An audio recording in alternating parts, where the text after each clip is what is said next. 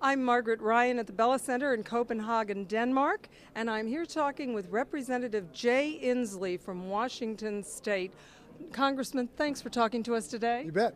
You have come a really long way here. Tell me, when did you arrive? We got here yesterday morning, but we didn't come as far as the people from the Maldives and Tuvalu and Bangladesh. They had a harder time getting here.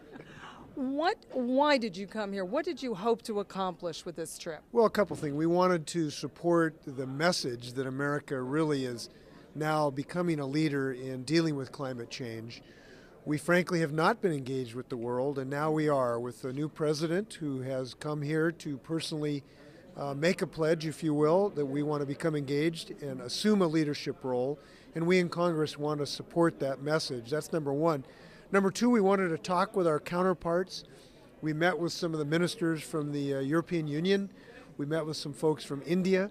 We wanted to share what we thought our mutual challenges were and talk some nitty-gritty about how to really strike an international way to move forward. And we succeeded in that.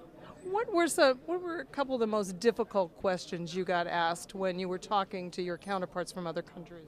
Well, one of the mysteries the rest of the world has, frankly, about why this is still a debate at all in the United States, and it is quite stunning that, you know, conservative parties in Europe support efforts on climate change. Conservative parties all over the world support efforts on climate change, and yet in America we have one of the parties still are denying the necessity of moving to tackle this challenge. And frankly, the rest of the world is mystified by that.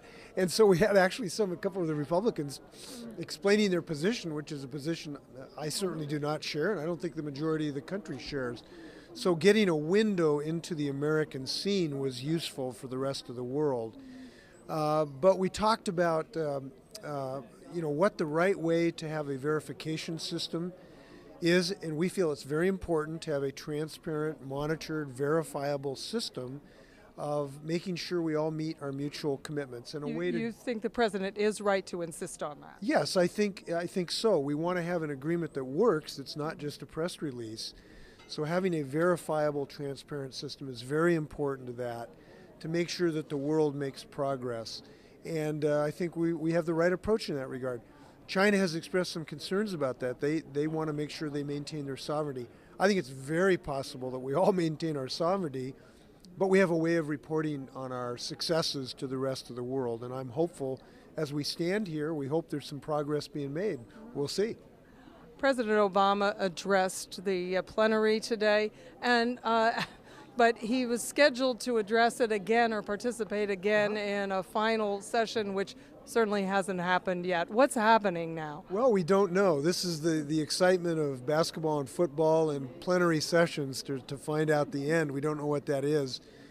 And so we don't know, how we will score this meeting, as you will, yet.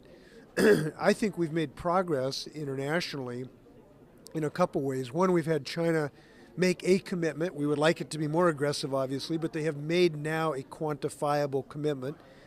In a manner of speaking, I think that has been a step forward.